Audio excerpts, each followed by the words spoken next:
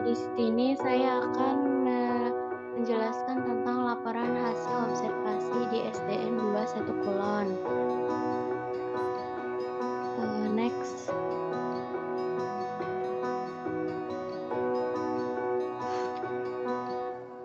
Observasi ini dilatar belakangi oleh adanya keingintahuan tentang karakteristik peserta didik di kelas 6A, yakni karena karakteristik yang dimiliki oleh setiap anak itu pasti berbeda-beda, baik dari segi fisik, kognitif, maupun sifat dan karakter dan wataknya anak.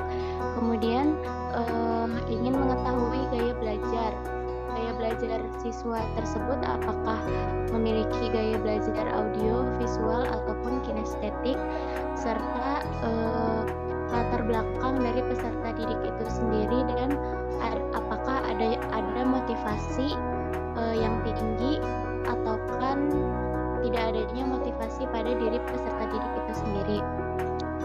Next.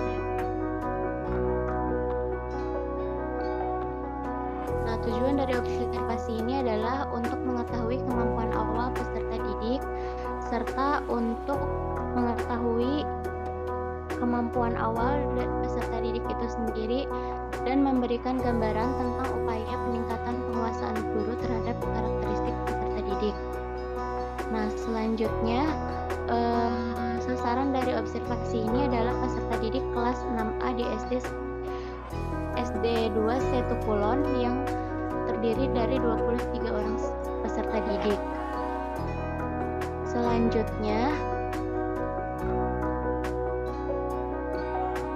perencanaan peserta didik ini saya mengambil dari beberapa ahli. Yang pertama dari Vygotsky yang membahas tentang etnik, kultural, status sosial,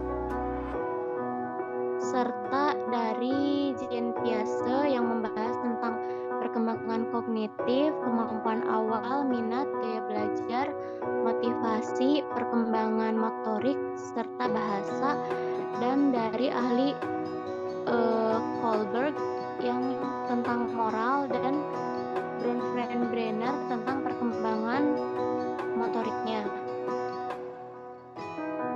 Selanjutnya ada contoh panduan dari hasil observasi yang saya gunakan.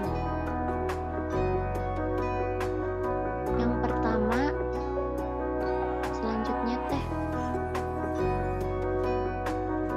Yang pertama itu ada dari etnik. Di SDN 21 Kulon ini kebanyakan etniknya itu adalah etnik Jawa. Saya menggunakan aspek apakah anak dapat menghargai teman-teman yang bukan merupakan orang asli Cirebon, dan apakah anak dapat menerima serta bermain dengan teman sejawat yang bukan merupakan orang asli dari Cirebon itu sendiri. Berdasarkan hasil penelitian saya bahwa ditemukan mereka dapat berkomunikasi atau dapat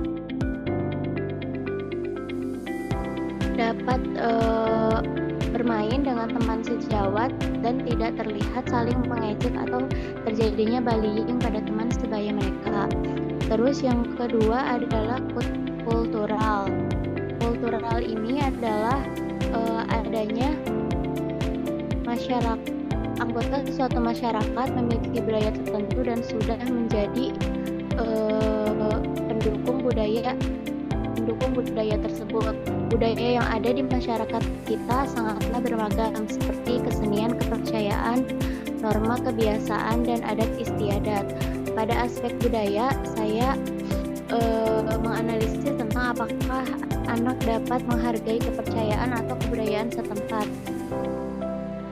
Pada hasil observasi ditemukan bahwa peserta didik terlihat dapat saling menghargai kepercayaan pada lingkungan sekitar sekolah. Bahkan di sekolah SDN 21 Kulon ini selalu diadakan rutinitas sholat duha setiap minggunya. Kemudian mengenai status sosial, aspek yang diteliti itu adalah apakah anak dalam bergaul tidak saling membeda-bedakan antara teman yang mampu secara ekonomi dan tidak, serta apakah anak tidak membawa fasilitas dari rumah yang diberikan orang tuanya itu ke sekolah dengan secara berlebihan. hasil observasi yang ditemukan adalah peserta didik tidak terlihat membeda-bedakan temannya apabila temannya ada yang kurang mampu atau tidak mampu, dan ada salah satu siswa yang membawa HP ke sekolah mau saling berbagi kepada teman yang tidak mempunyai HP ketika temannya tidak membawa HP, serta peserta didik tidak membawa fasilitas dari rumah secara berlebihan dan hanya sesuai dengan izin dari orang tuanya dan gurunya.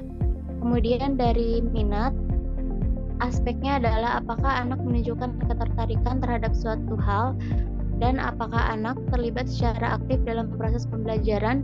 Hasil observasi yang ditemukan bahwa kelas 6A menunjukkan minat dan keaktifannya saat mengikuti proses pembelajaran di kelas. Hal ini terlihat dari peserta didik menjawab pertanyaan pemantik yang diberikan dan selalu aktif bertanya ketika mengalami kesulitan dalam belajarnya.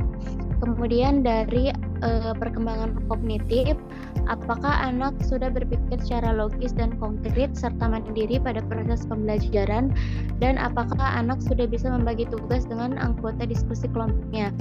Pada hasil penelitian ini, kelas 6 ini sudah dapat belajar secara mandiri, namun tetap harus membutuhkan bimbingan guru dalam menyelesaikan tugas yang diberikan. Hal ini terlihat dari bagaimana mereka memahami instruksi yang diberikan oleh guru ketika pemberian tugas, namun masih perlu bimbingan dalam hal teknik diskusi. Misalnya, ketika dalam kegiatan diskusi kelompok untuk pembagian tugas kelompok, guru harus tetap masih memandu peserta didik.